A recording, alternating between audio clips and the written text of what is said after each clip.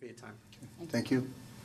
Is there anyone else in the audience who wishes to speak in favor of this petition? You've all missed me, right?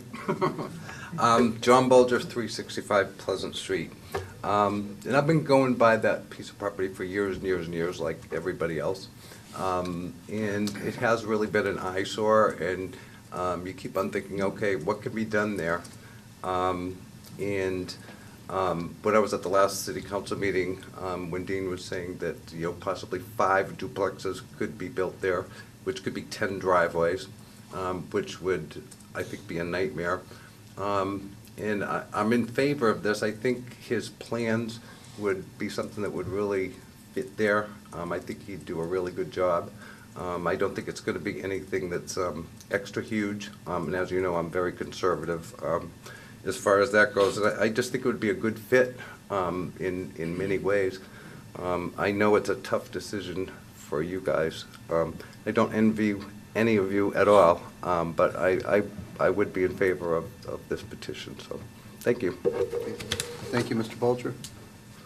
Anyone else wish to speak in favor of this petition? Second time, anyone else wish to address the council in favor of this petition? Third and final time, does anyone wish to address the council in favor of this petition? Does any member of the audience wish to address the council in opposition to this petition? Can I go in there? No, we gotta keep it at the podium if that's all right. I have some things I gotta put up. What's that? I have some, these things I gotta put on a weasel. All right, go ahead.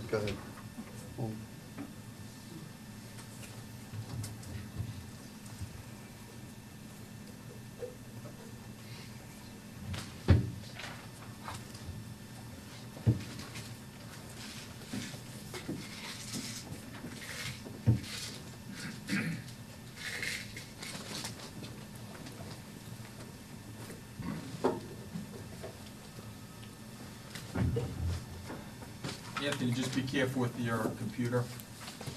Nobody trips on the cord. I don't want it to That's why I'm fall trying to on get it out of the floor. way.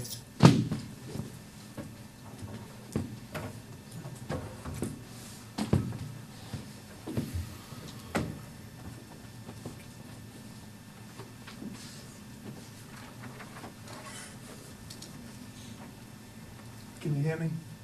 Yep. I have serious issues with this petition, 3318, and just to begin with, I want to make sure, are we talking 7 or 8 lots now? I think it said 8 lots in the public hearing. Have they reduced this to 7?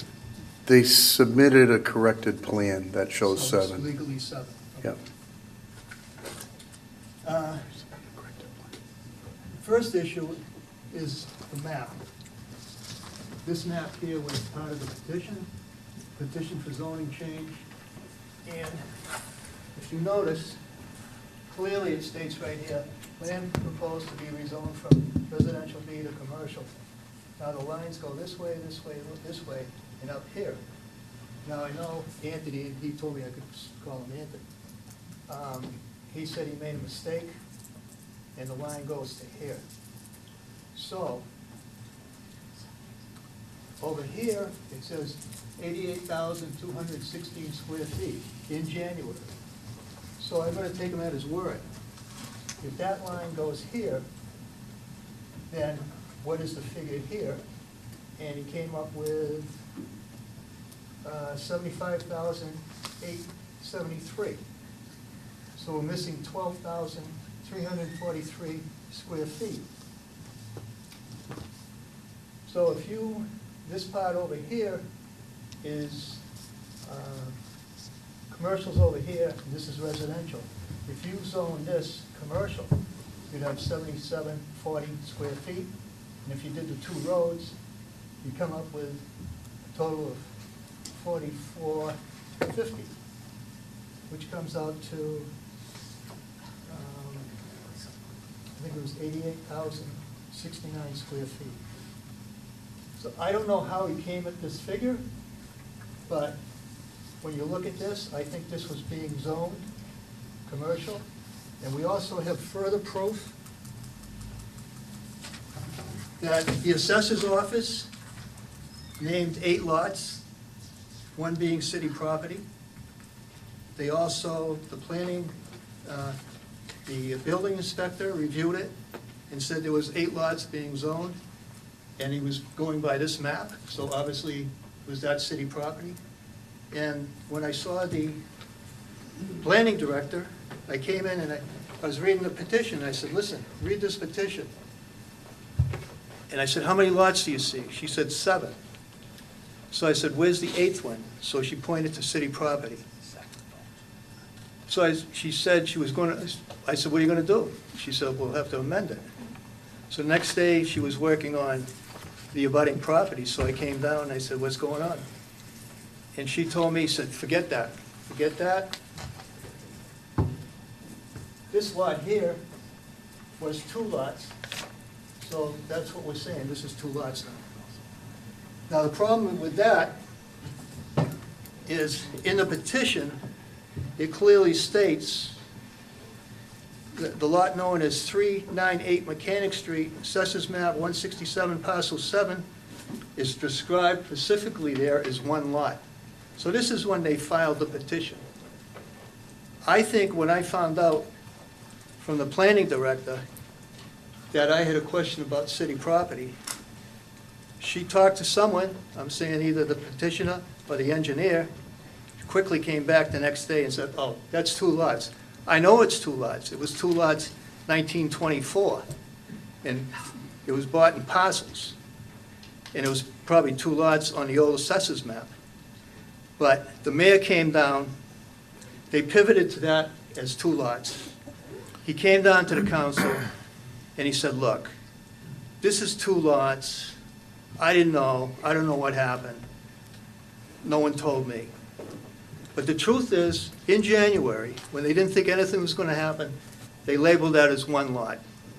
On the map, over here, specifically states all the lots comes to 7.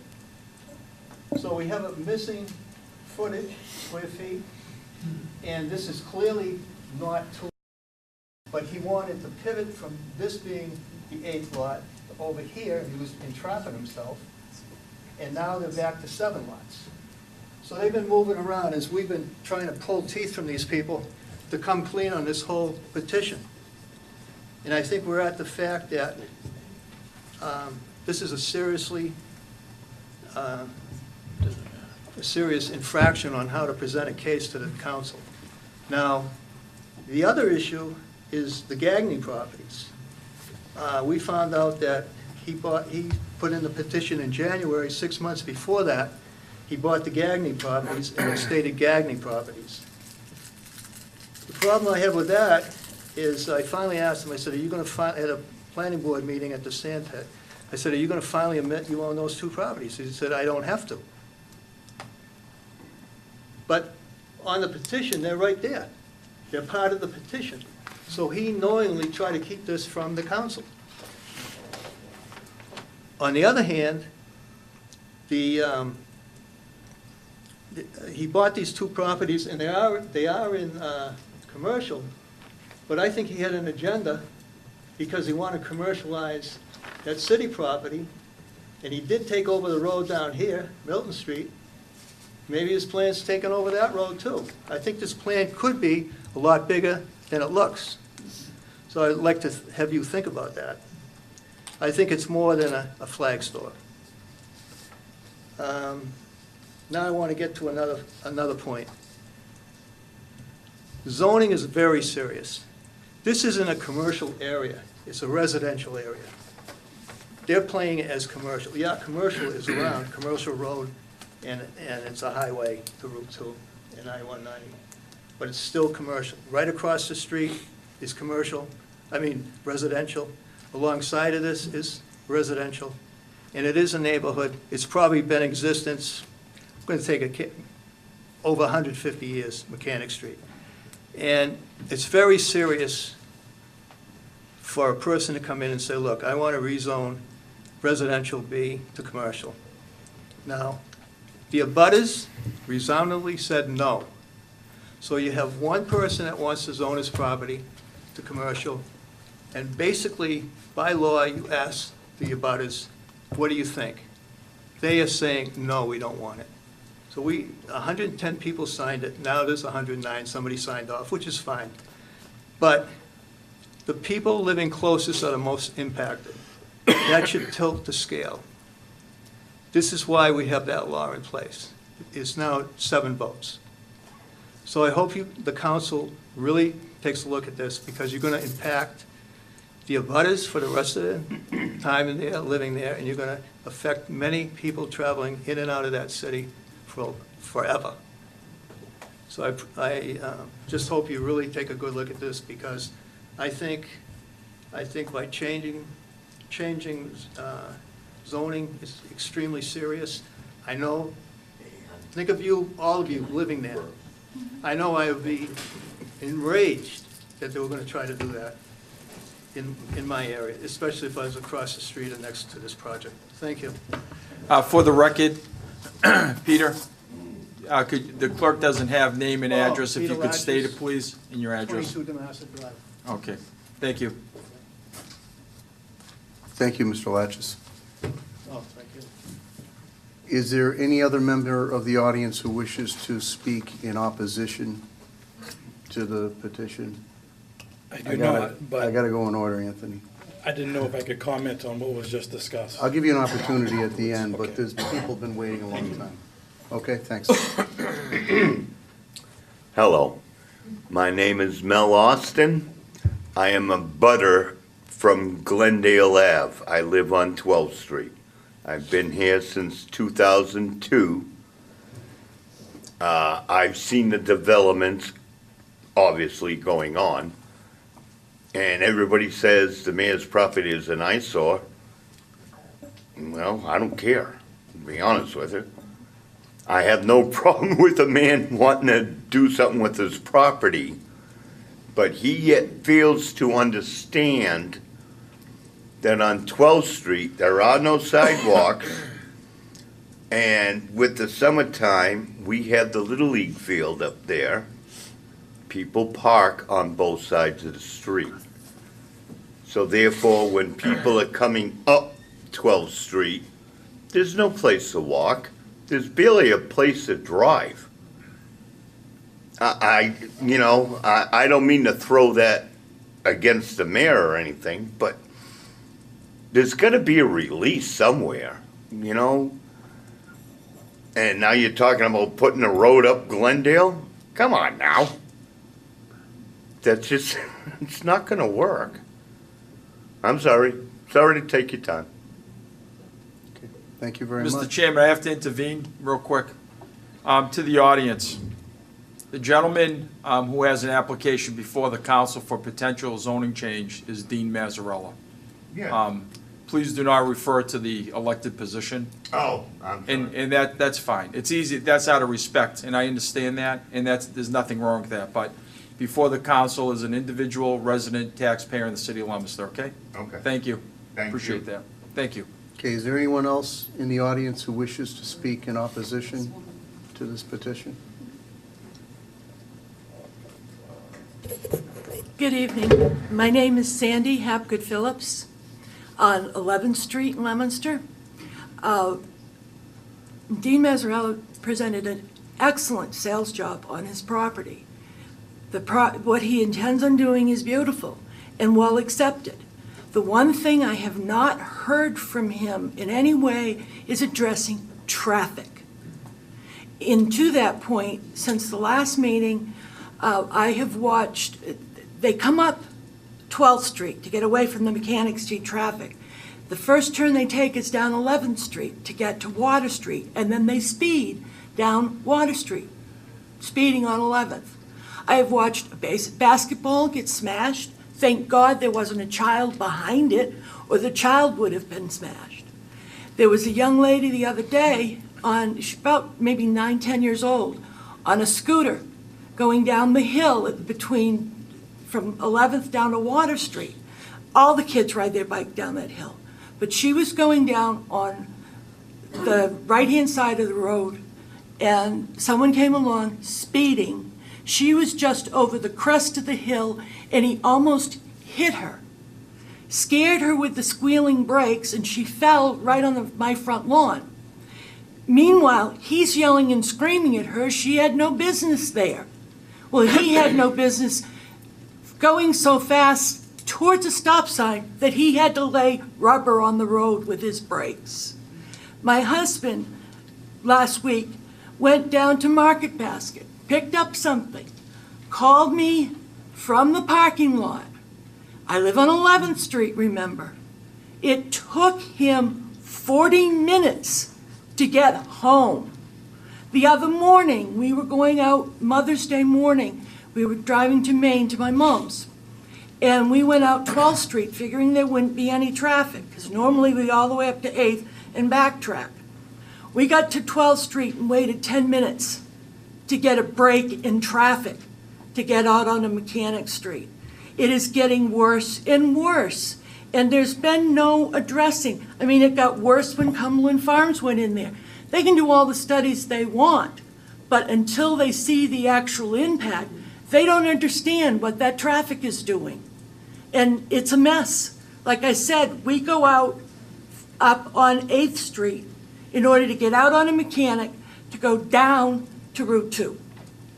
My husband comes home from work across Fiscaloid every day. There's some days, gets right across Mechanic. There's other days when he's waiting 10 or 15 minutes to cross Mechanic over to 8th. Something has to be, you know, what he proposes is beautiful. Something needs to be done with that piece of land. It's a mess. But they also have to make considerations of what's going on up in the neighborhoods. They come up 12th Street, the first street they see is 11th. They get down on the water and they fly down to the lights.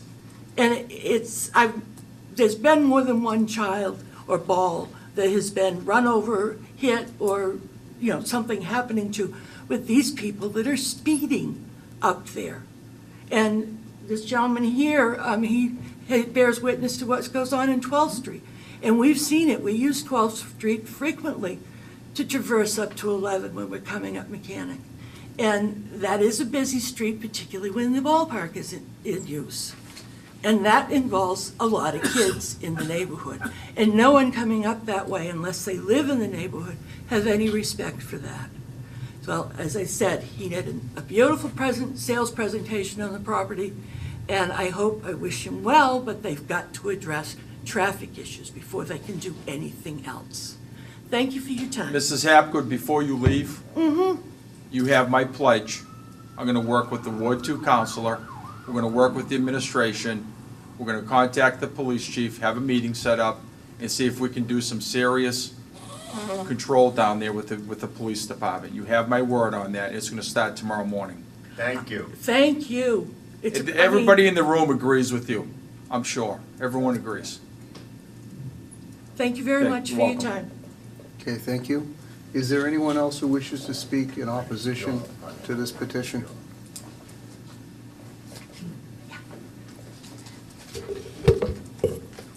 Melissa Bible, 178 5th Street, Leominster. And I actually had written something up nicely, which I don't do, but now some discussion has come out, so I'm going to change my presentation a bit. In regards to the Mechanic Street overlay, there's been some discussion about that. The petitioner seems to feel like his lots of land are being singled out. But as a reminder, it's from 7th Street down to the downtown area. It's not his 8 or 7 unit lots of land that are being specifically targeted. It's the entire neighborhood up from 7th to the mall. And the point of the Mechanic Street overlay, my understanding, wasn't about lots of land. It was about buildings that were sitting empty and vacant and trying to have businesses brought into those empty buildings and recreating the old style business downstairs, apartments above that exists currently on Mechanic Street. It wasn't to bring commercial properties. It was to bring small mom and pop businesses to Mechanic Street and to fit in with the neighborhood of Mechanic Street. Mr. Bedanz is right. The Ward 2 counselor did go knocking on doors 6 years ago, and he got the same opinion you're getting tonight. that none of the neighbors are in support of commercial development. Around that same time, he also went knocking on doors on North Main Street. A property there, I think it was referred to as Carnivale, wanted to switch to commercial zoning, and the neighbors then didn't want it. And the city council voted against it because the neighbors didn't want it. Additionally, just a few weeks ago, the city council heard from neighbors around Pleasant Street who wanted zoning done. Not commercial, but there were properties that they felt didn't fit into the makeup of their neighborhood. And the city council listened to the neighbors and did as they requested in trying to make changes so that there wasn't an overwhelming change in the neighborhood. Tonight we heard through letter form from a couple of neighbors who are in support of the petition, but not one person over the weeks, not one neighbor over the weeks has actually spoken at a planning board meeting or a city council meeting in support of this petition. I encourage you to listen to the neighbors, not just about safety, but the type of properties that they want in their neighborhood. Thank you. Okay, thank you, Ms. Bible. Anyone else in the audience wish to speak Can you get a- against this petition? The Please. phone number if you have it. Thank you. Tom Kanakia, 315 Joslin Street in Leominster. And the last time I spoke with you, I shared projected traffic numbers from the 2015 Cumberland Farms traffic study. And you'll recall those numbers were 29,000 cars a day during the week and 26,000 cars for Saturdays. And those numbers are expected to be with us in just 4 years. I would like to inform you, too, something that I neglected to say when I brought those numbers to you, that these are what are called non-build numbers, meaning that is what we would expect the traffic to be like had the Cumberland Farms not been built in 2015. As we all know, traffic congestion is not just unique to the Mechanic Street connector intersection. I believe that the pursuit of growth, mostly commercial and retail, has resulted in commercial sprawl. Unfortunately, this has resulted in large amounts of traffic, roads that are in terrible condition, retail developments encroaching on residential neighborhoods throughout the city. People from nearby communities come here for shopping and dining and whatnot, putting stresses on DPW, police, and fire department budgets. Then they go back to their quiet little towns. Now, maybe tolerating commercial sprawl would be okay if we generated tax revenue to offset the expenses, but this is not the case.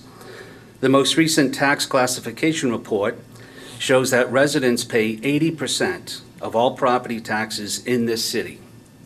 The other 20% are paid by commercial, industrial, and personal property. 80% of all taxes paid by homeowners. That's a record for our city. Why has the average single-family tax bill increased 88% in the last 10 years with this explosion in commercial growth? We pay Lunenburg-style taxes, but we're looking more like Route 9 in Framingham. I think the city should think long and hard if commercial and retail is the most viable option for the future. Take the mall at Whitney Field, which is in serious financial trouble. It had once been the largest provider of property taxes to the city, but has lost $60 million in assessed value in the last decade. Yet here we are, considering if more commercial property right around the corner is beneficial to the city. A recent article in the Sentinel discussed how the tax incentive financing is coming to this area around the mall. More shoppers and even less tax revenue to the city, all to promote commercial sprawl with more traffic and continued encroachment on neighborhoods. All to promote a dying sector of our local economy, which is brick and mortar retail. And to be fair, for the record, I do not know if the petitioner is planning on benefiting from the TIF program being offered. In conclusion, the discussion here should not be what is the worst case scenario for the current zoning compared to the best case scenario for the new or commercial zoning. That's an artificial comparison. You should ask, if commercial, what would be allowed there by right? I would also like to share with you just something that popped into my mind the other day. I apologize, I had to write it down so I didn't forget, regarding the initial petition. To the longstanding members on the city council, has a zoning petition ever come before the city council that has contained so many omissions, mistakes, or admitted examples of neglect that had not been properly amended according to zoning ordinance 22-14-1, that had not been properly amended before the city council before coming to a vote? I would like you to seriously consider that. I ask that you vote no on petition 3318, and let's reduce the commercial sprawl that is clogging our streets and encroaching on our neighborhoods. Thank you. Okay, thank you, Mr. Kanakia. Anybody else wish to speak in opposition to this petition?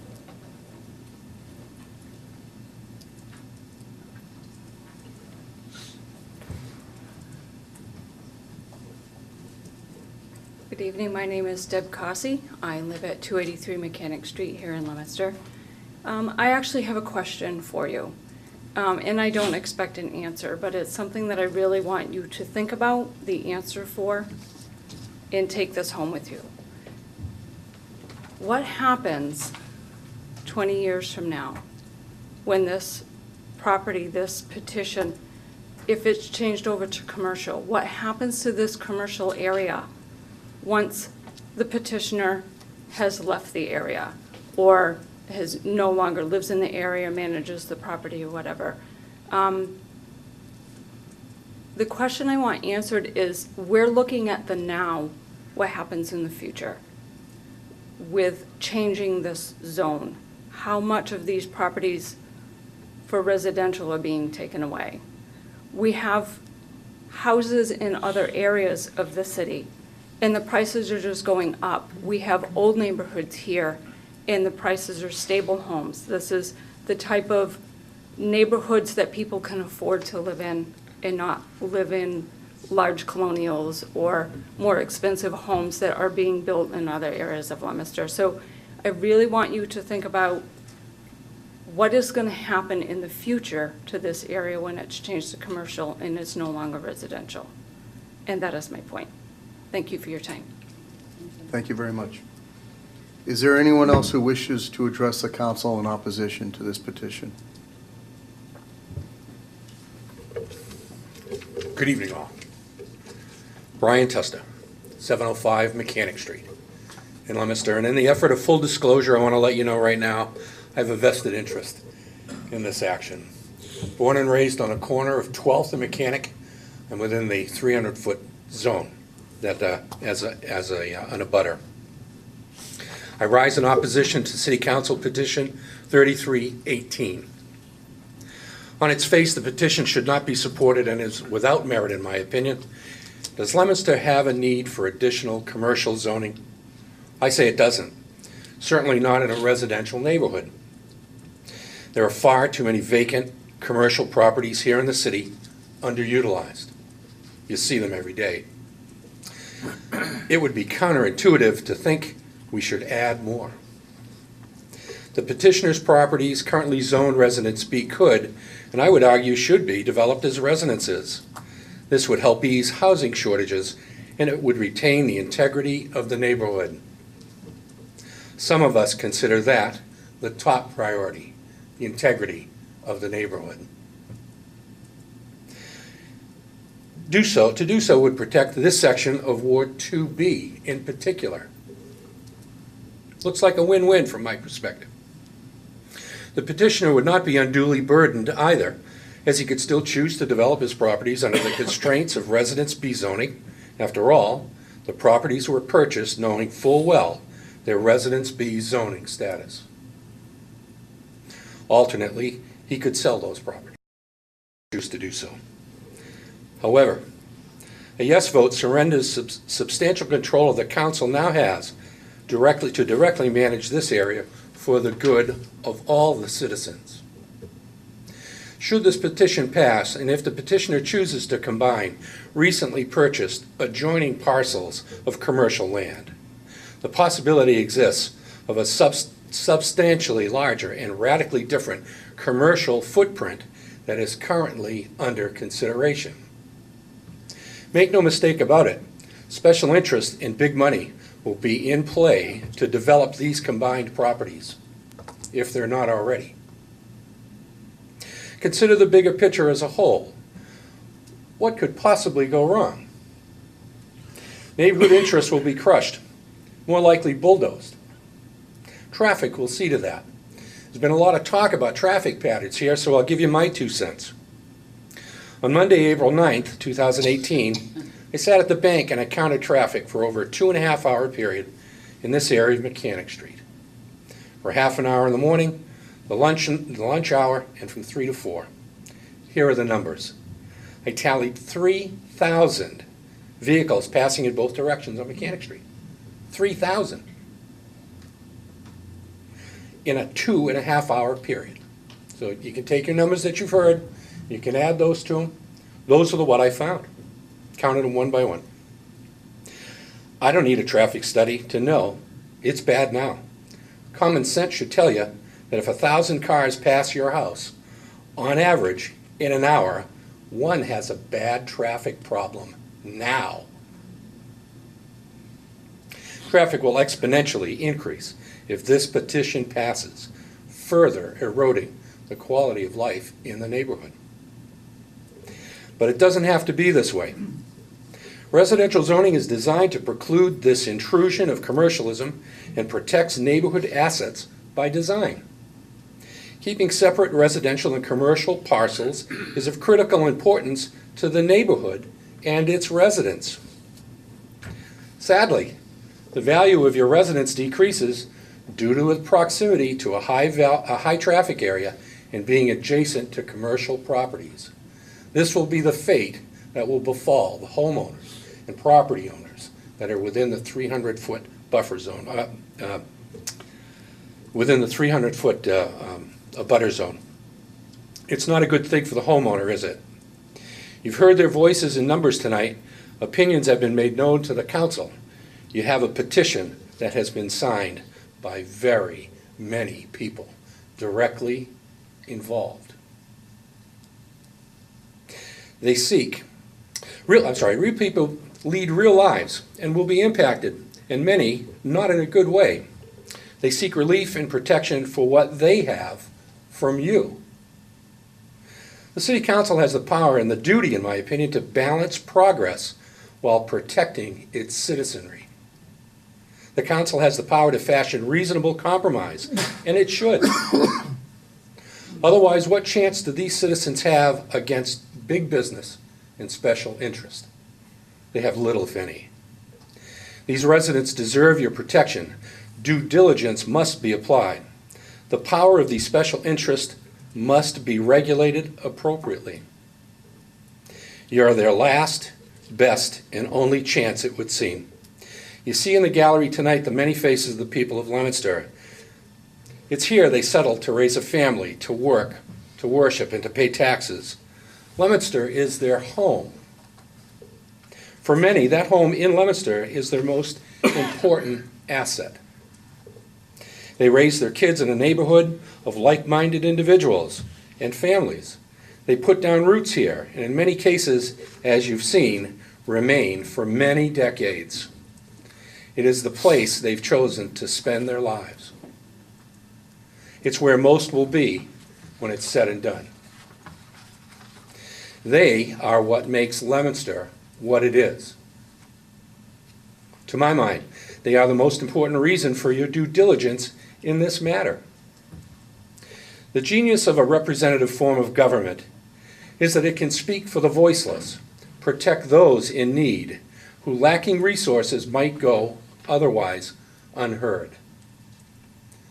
I see that as the position of the council for the people that are there.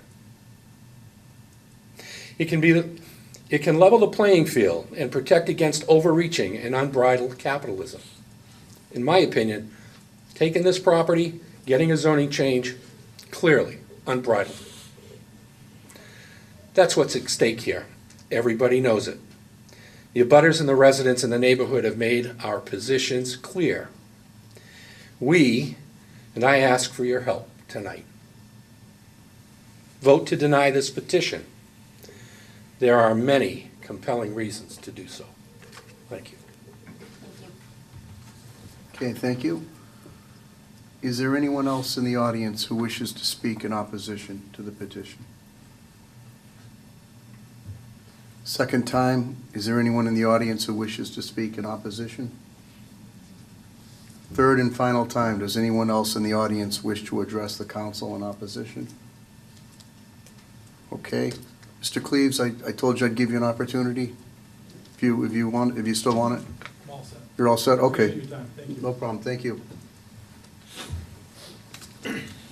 Okay, Mr. President, I'll ask Legal Affairs if there's any questions or any further questions or comments. I have no questions. Any other members of the council? Okay, do a little bit of subcommittee work. I think my prerogative would be to close the public hearing. Council Frida? Council Bedanza? I agree. Okay. So, Mr. President, I declare Okay. the public hearing closed. Thank you very much. Thank you. If we could pause for about maybe 5 minutes before the next hearing. I think Council Frida's got the next one. I've got Right, a okay. conflict of interest. All right, so next hearing will start about 5 minutes. All right.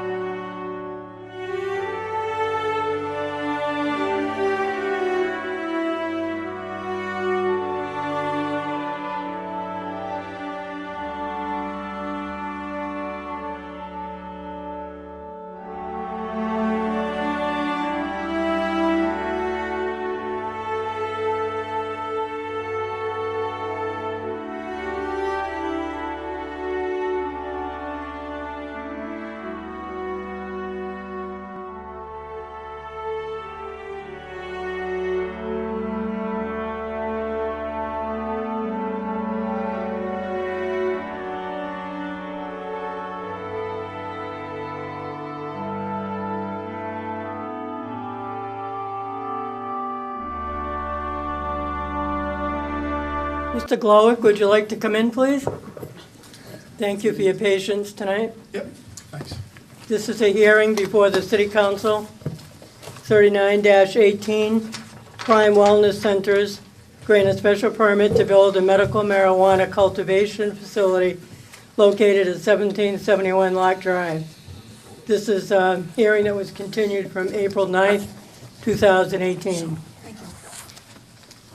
Before we get started, I'm going to read into the record the letters that we've received back from the departments we referred them to. Lynn Bouchard, Prime Wellness Center, grant a special permit, build a medical marijuana cultivation facility located at 1771 Lock Drive. Dear Ms. Bouchard, pursuant to your request for a recommendation on the above captioned petition, please be advised that the property at 1771 Lock Drive has been inspected and I do not have any safety concerns at this time. Please contact this office if you have any questions. Robert Sidlow, Chief of Fire Department. Dear City Clerk Bouchard, this is dated, we don't have a date on it, but it's time stamped April 9th. In reference to communication 39-18, referred to me by Legal Affairs, I, on behalf of the Leominster Police Department, have no opposition to the medical marijuana facility at 1771 Lock Drive. Sincerely, Michael Goldman, Interim Chief. City of Leominster Board of Health. This is dated March 23rd, 2018. Dear Ms. Bouchard, the Leominster Health Department has no objection to the proposed, this is medical marijuana though. That one's medical. Right.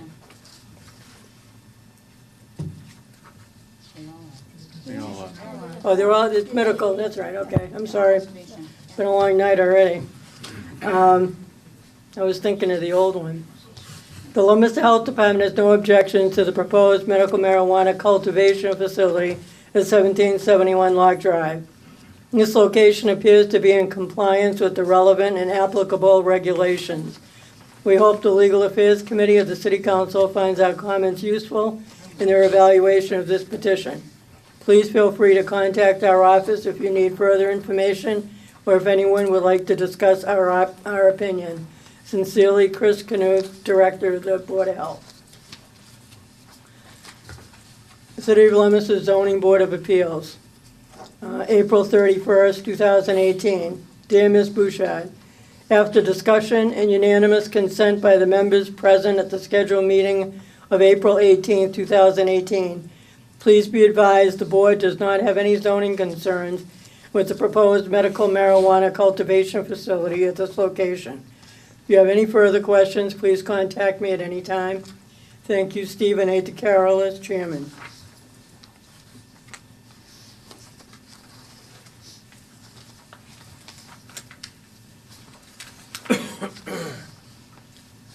Planning Board, May 9th, 2018. Dear Ms. Bouchard, in a regularly scheduled Planning Board meeting on May 7th, 2018, the Planning Board voted 5-1 to continue their public hearing on this matter to May 21st, 2018 at 6:45 p.m. In addition, Planning Board Chairman John Souza requested that a joint committee be established to review. That's the wrong one. Okay. I apologize. March 16, 2018. Members of the Legal Affairs Committee, Department of Inspections. I am in receipt of a communication dated March 15, 2018, requesting my recommendation on petition 39-18 from Prime Wellness Centers requesting a special permit to build a medical marijuana cultivation facility at 1771 Lock Drive, map 323, lot 1.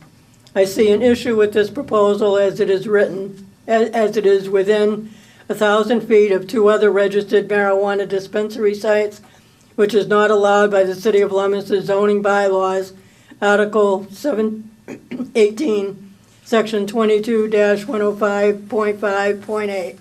It would be my recommendation to deny this petition. If you have any questions or need further information, please feel free to contact my office Sincerely, Peter Nile, Building Commissioner.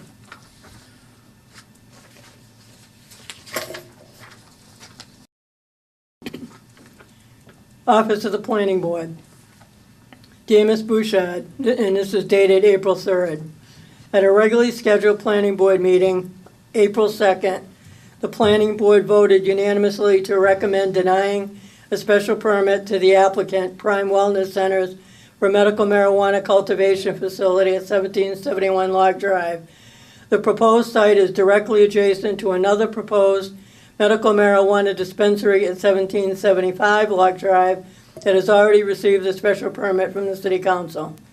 Article 18, Section 22-105.5.8 of the Leominster zoning ordinance states that no registered marijuana dispensary may be located within 1,000 feet of a school, childcare facility, family childcare, home, park, playground, or other registered marijuana facility. The proposed cultivation facility location is within 1,000 feet of the proposed facility at 1775 Log Drive. If you have any questions, please do not hesitate to contact my office.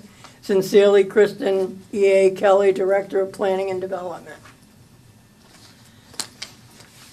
I think those are all the recommendations. So I will, I'll turn it over to you to do a presentation. If you could introduce everyone that's with you. Yes. Thank you. I want to say good evening to the City of Leominster and certainly the City Council members again.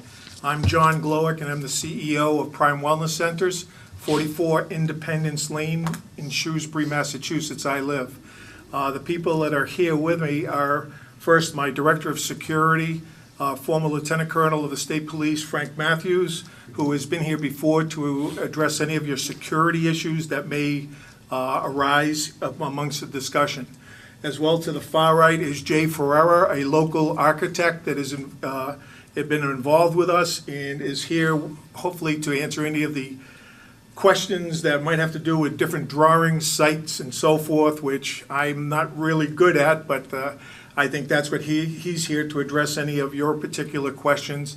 And to my immediate right is Mr. James Exaris, who is the owner of the property, where we do have our special permit, as you did note, 1775 Lock Drive, and we're building our dispensary there at this point in time. And what leads us to this is my discussions with Mr. Zaris, probably in December of last year, in January, the end of January this year, and we got into talking about future possibilities of grow facilities, the cultivation facilities. We at Prime Wellness Centers have 3 RMD licenses, and that as well gives us the opportunity to put 3 cultivation facilities here in the Commonwealth of Massachusetts.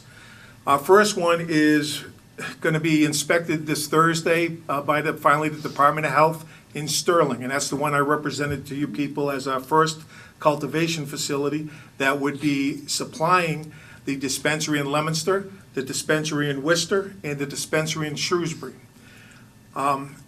In light of what the future brings here, we certainly know that we have to build more grow facilities. The Commonwealth of Massachusetts is going to need those. The 9 of the applicants that originally were the first 20 that were given appropriate licenses have not gotten off ground one. They haven't broken ground anywhere to get things going.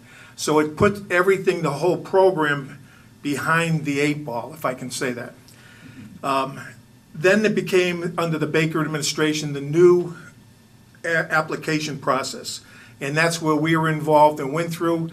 And if you don't, or I think some of you know, the first 6 applications given out, we got 3 of them because of the credentials of the people that are involved in our company and the intentions and the financial wherewithal that we had to be able to take things and make sure that they would come about. Well, there's been a lot of delays with the state, as I think you've all read, with now there's a Cannabis Control Commission that is basically kind of taking a lot of the duties away from the Department of Health, and they will officially have all duties that have to do with marijuana by the end of this year. So as of January 1st of 2019, The Massachusetts Department of Health will no longer be involved as part of the application process where they will vet the people, meaning whoever looks to come in for marijuana purposes here in the state, they won't be involved. It'll be the Cannabis Control Commission. So there's been a lot of, how do you say it? Bureaucratically, there's been a lot of who's on first, who's on third, they're not sure, somebody's on second, and it's caused delays for all of us that have been in the process and in the system. So that has occurred to bring us to where we are. With my discussions with Mr. Zaris, he made note and said, you know, the property you're on, he has about, I think it's roughly 4 acres that is still there. And why don't you come to Leominster? Why don't you provide and come to Leominster, bring jobs, as he said, that would be great for the city to have, and come in here. It is zoned appropriately, as you know. That particular area was approved by the city as well as the council. And that got me to thinking and saying, you know, that's a good possibility. Why don't we start looking at that? Thus, in February, I came to Lynn's office and started the process of trying to go through what I thought was the proper way to do this, to get a special permit or approval from you people that we could go forth there and put a cultivation facility and grow right there. So that leads us to where we are, going through the different processes. It was very interesting listening to the letters that you did read to me. I think that there is some confusion with the Planning and Development Committee and your building inspector department. I've discussed it, I know somewhat with the building inspector, but I have not had a direct conversation with the planning board. Planning board people. And that's in relation to, we're the same RMD. The RMD that received the special permit for the dispensary, we're the same company. So we can be co-located in an area and not be 500 feet away as the state requires, a barrier. If you'll notice that there are 8 of the 17 current RMDs that are in operation, 8 of them are commingled or co-located at the same location. So it kind of proves to the point that it's not like I'm a different RMD coming next to Prime Wellness of Leominster, the RMD. We're bringing the cultivation and grow facility right with the dispensary. And that was the purpose of what we wanted to try to do. Thus, the building inspector wasn't quite sure. He said, well, gee, I thought it was any RMD. We're the same RMD. And RMD in the state of Massachusetts is a vertically integrated license. You have a dispensary and you have a cultivation facility. They go together, they're considered the RMD. You are allowed to have up to 3 RMDs in the state of Massachusetts that any entity can go and apply for, which Prime Wellness Centers did. We applied for 3 RMDs, location of Leominster, Worcester, and Shrewsbury. If we so wanted, we could commingle or co-locate 3 cultivation facilities with those dispensaries as well. So that's the essence or the spirit of the law or regulations, I should say, that the state of Massachusetts set up. Presently, as I said, 8 out of the 17 are currently set up that way, and they are open. So we'd be not presenting to any state anything wrong or incorrect by having a cultivation facility where our dispensary is. Thus, the barrier should be broken down. It should not be an issue. The barrier should exist between ourselves and Middlesex Integrative, I believe is the correct name, that was approved in the Crowley building, which is 1,000 feet, 1,100 feet away or something like that. That's where the difference is. So those are 2 different RMDs. Now their RMD, they have split it. They're putting a location in Leominster, their dispensary is going in Norwood. So that's the difference that occurs. I just want to make that clear to certainly you people, as when you think of your intentions and hopefully the approval of our process, can put that into your minds as to where we're clear of that. And I think that just has to be cleared up, or upon your advice to maybe the planning board and as well building inspector, you could advise them appropriately. So that was the major issue of where we got to, why I'm here, why I wanted to do that. And what I'm proposing here is a facility that is 48,000 square feet. The majority, 40,000 of it would be canopy. They call it canopy growth, growing canopy stuff. And this would be here on Lock Drive, 1771, I think the building inspector said was the proper address. And our dispensary was at 1775. The site meets certainly the regulation, the zoning regulations for the city of Leominster. So that was a very proof positive right there.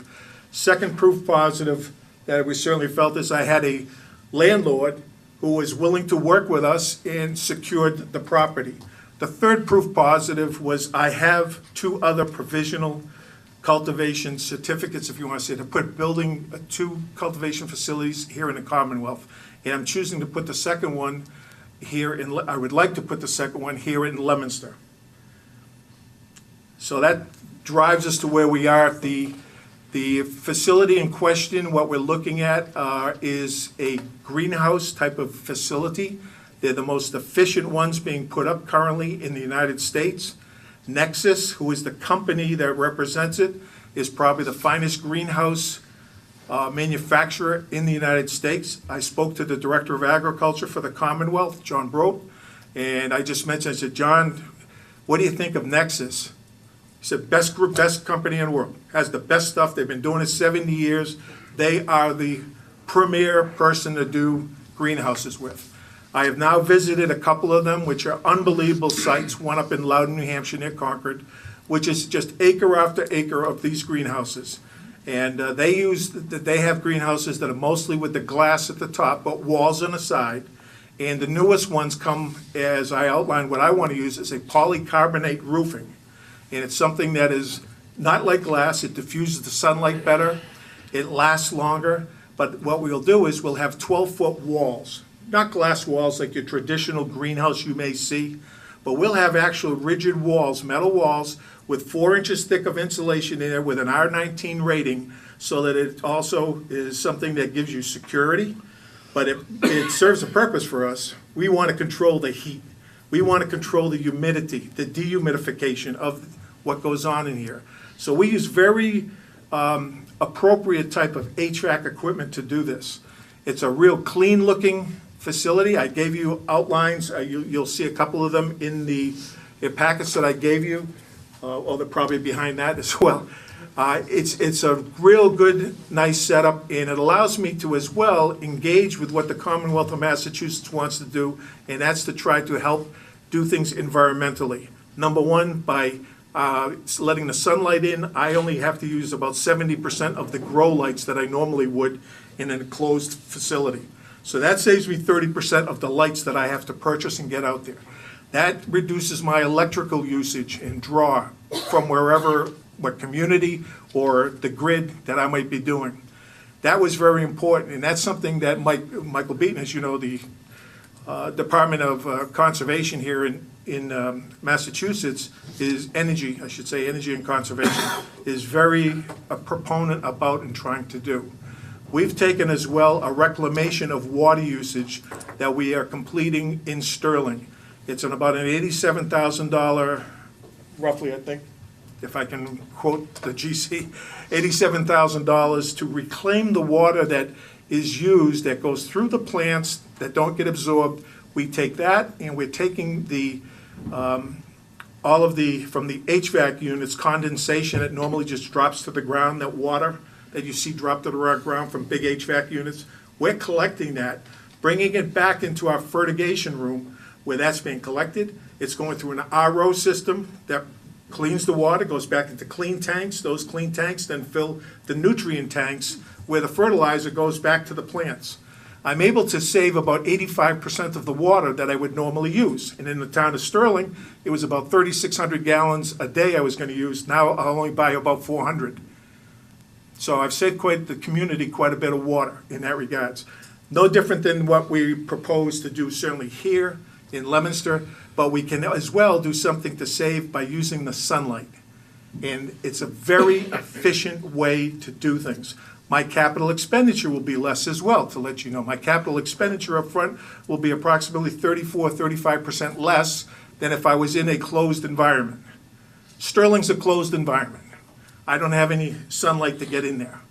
But if I can get this sunlight and so forth, so all this leads to you doing something more efficiently, and as well, hopefully, being around for the long term, not the short term, because I can be a relatively low producer of, price-wise, of the product.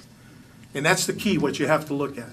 And follow all the rules and regs that are now being set up. There's different ones that 3C has put out March 23rd. And we've all trying to deal with those and put those into play as to how we do things. So that gives you a little flavor of, I've got 5 rooms that'll be canopy, 40,000 square feet, about 8,000 square feet, which would be actually where the employees locker rooms would be, male and female, break rooms, storage area, the dry rooms where you dry this product after you have a harvest. It goes and dries for about 7 to 10 days. And then we take it out of the dry rooms, and the buds are taken off by hand. They will be put into a 5-gallon drum and put into the vault that will exist up here in Leominster. It will then traverse the next day to Sterling, because Sterling, we're gonna do the production of the product down there. The buds will go down there and go into the production, whether we're extracting it for oils so that we can make your vape cartridges, tinctures, your thermal patches, and so forth, that are available. And the rest of it will go and be packaged as flour. That will be dispensed then back to Leominster, to Shrewsbury, and to Worcester. So that's kind of the game plan of what I have, just to let you know. I wanted to bring you my intentions. Number one, looking for as well your approval, because of certainly the benefits, I think, to the city of Leominster, what this offers. I remember being asked the question a couple of years ago of why aren't we putting a cultivation facility here? And, it's because we had found Sterling, and Sterling had already said, we want you. And I can go to, quite honestly, these 2 licenses, I can go to any place in the Commonwealth and place a cultivation facility. But I think this makes real sense here. It's 10 minutes away from the Sterling production facility. I've had very good luck with the labor force that we've been using the last year or so, and predominantly they're Leominster residents. I just want to let you know what we said we'd do, we have done with Leominster contractors being here working on our businesses. I have people that are from Leominster that are going to be employed in Sterling. I'll employ more here in Leominster if this cultivation facility comes in place. I have people from Leominster that will be employed in our dispensary that will be taken care of. They'll be the technicians selling the product to all the consumers, the patients and consumers here coming in Leominster. And believe it or not, those same general contractor people have been down in Shrewsbury and Worcester doing my buildings there, building them. So, we've had good luck. I just want to say the labor force has proved out to be good people working and with good quality. The bottom line, you have to have that as well. But if I can just say that, number one, traffic-wise, you're just going to have the employees that are going there to the facility. There may be one delivery a day, whether UPS brings in something or we get the Chocor that comes in. There isn't much in the way of delivery, and nothing's going to be delivered out of there except what we take in these 5-gallon pails of the buds out of the vault from Leominster to bring to Sterling to get processed. I expect to have 10 to 12 full-time employees right at the beginning for Leominster. I look to add 6 to 8 within the first year, and I'll probably have 10 to 12 part-time employees for people that are willing and don't have the opportunity to work full-time as well, that we'll have for our harvests and for certainly as well for when we have to do our shucking that occurs right after the harvest. The harvest will be about every 2 weeks that we'll bring in down product. It'll be placed into dry rooms. It'll dry for 7 to 10 days. Then we take it out of dry rooms and we, by hand, take off the buds and dispose of the rest of the branch, if you want to say. And that's the product that we keep. No cash will be here at all. So the question of having any funds on site at the cultivation facility, there will not be none. There will be money at the dispensary, but that will be in a vault that is all DEA regulated as well. And our Director of Security has made sure that it's fully complying with all the regulations here in Massachusetts. If I could just speak to that point, that Frank Matthews, our Director of Security, has touched base, not touched base, he's spoken a few times and visited with Chief Goldman. He has certainly spoken to the fire chief in the past as well. And between the three of them, they will coordinate with ISG. That's the Integrated Security Group that we use at every one of our facilities. They're very high-tech people. Electronic surveillance is their game. Yeah, they have fancy cameras and all that, and we'll have somewhere in the neighborhood of about 70 cameras inside, and we'll have probably 12 to 15 outside, but you can ask Frank about that. I think that he as well believes very much in the topography and dealing with landscaping, that there should be no brush around, so that we have clear vision of anything going on with any one of our secure facilities, and the cameras can have complete view of that. But that's stuff that he takes care of, and I'm going to tell you, it's more than comfort for me to know that he's able to put all those programs together so we have safe, secure places. And that's the key here, very much so. If you have any questions in regards to the security issues or anything like that you may have had in the past, Frank is here to answer them. If there's anything in relation to the setup that we have over here, I do want to say that I hope I get this right, that it has already been okayed for a 25,000 square foot facility. And it's almost like a change of use, if we can say, instead of the building that the developer, or I should say the landlord had there, would be looking and making that a change to go to the grow facilities that we're talking about. I don't know, Jay, if you want to say anything about that, to let them know, or show them the flip, which is, it's also in your packet I gave you, to show you the greenhouses. You know, there's 6 of them, they're about 8,000 square feet apiece. Figure, you know, quickly in your mind, 40 feet by 200 feet long. And that's the way that they would be set up, and to be able to do the proper growing of it. They'll be nice, I'm gonna tell you, they will look good, especially the ones that they come out with now. Good-looking building to go on a piece of property. And I think it's very useful there. There's a lot of gravel on that site, which is good. There's no trees, there's no shrubs. There will not be any trees or shrubs because of our cameras and making use of that. Any questions from, should I ask? Sorry, maybe I'm over, yeah. All right. Are these 2 buildings going to be connected? Well, that's the question that I think, I want to say, is it planning and development or building inspection? Would answer. But both. Whether they feel they have to be connected, so then they're okay. My point still is, they're still the same RMD. It's the same license that we have that fulfills the use of that property for both the buildings. We can put that hallway, which yes, it is shown there. And that's part of the reason we haven't closed in the side of our building for the last, am I through? No, that's 9 o'clock. Okay, all right. That's for the pizza delivery. When they start coming in is when you have to worry. Yeah, that's something that was put on, I think we put on there because of what the planning board had said, and this now connects the building, so it becomes one total building for that whole property of over 4 acres. I believe it's there. And with the right retention ponds have been drawn in by a site engineer that has gone there as well. Which I'm just trying to maximize the property and do what I can.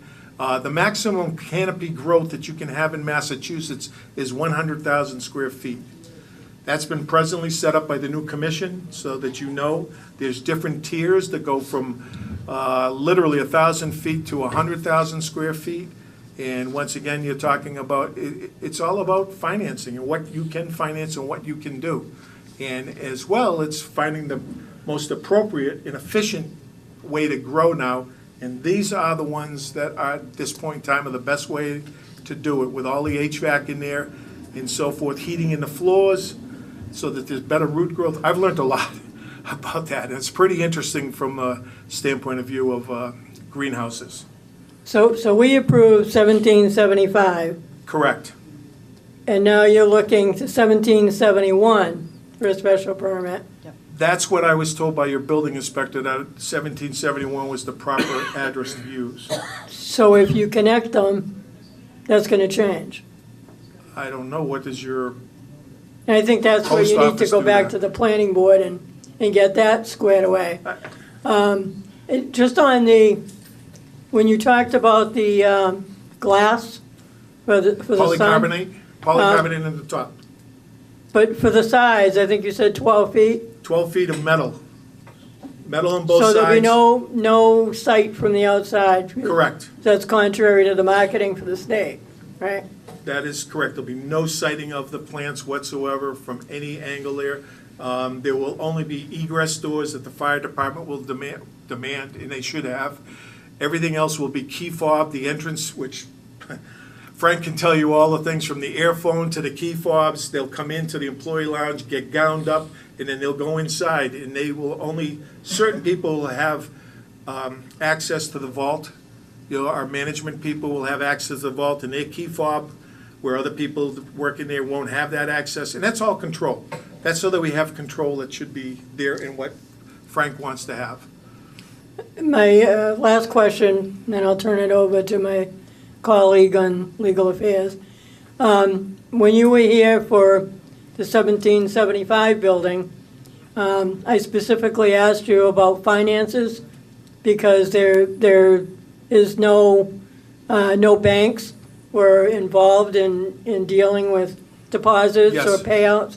And you were dealing with Century Bank. Century Bank. And now they're in a little bit of trouble, from what I understand. No, we're still with Century Bank. I've been with them now for 2 years in New Hampshire.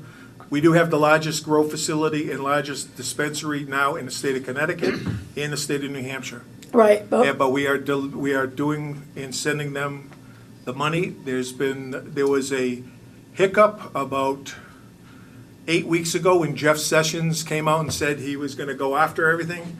And now, as you know, 3 weeks ago, the current administration certainly changed that around and well, came out with a there are different statement. lawsuits against the bank. Am I correct on that? I'm unaware of any lawsuits to Century Bank. I understand there's lawsuits under the RICO Act for federal racketeering because it's against federal law. So. I'm unaware of that. I will look into it tomorrow. I'll call the vice. So I guess my question would be, if you don't have the availability of a bank, then how would you deal with the amount of finances? How would you pay employees if you don't have any? Well, probably most employees would like cash, but, we can't do that. Well, I guess that's my This is point. called the IRS, that's still here in the United States. How and they're would gonna you look do for that ways. if you don't have a bank availability? That would be my question. If you have a recommendation, I'm open to it. I'm open No, to it, but I don't have, I haven't had I'm to just deal going with that. back to what, initially Century was dealing with a lot of the facilities. They were the only one in the Commonwealth, and I think they still are. Yeah, there's But, somebody else that wants to do something else in the Commonwealth, but I have no interest because they don't have the people to deal with the compliance issues that the federal banking regulations require. Yeah, if you look, I can tell you, right now, I have a copy here somewhere.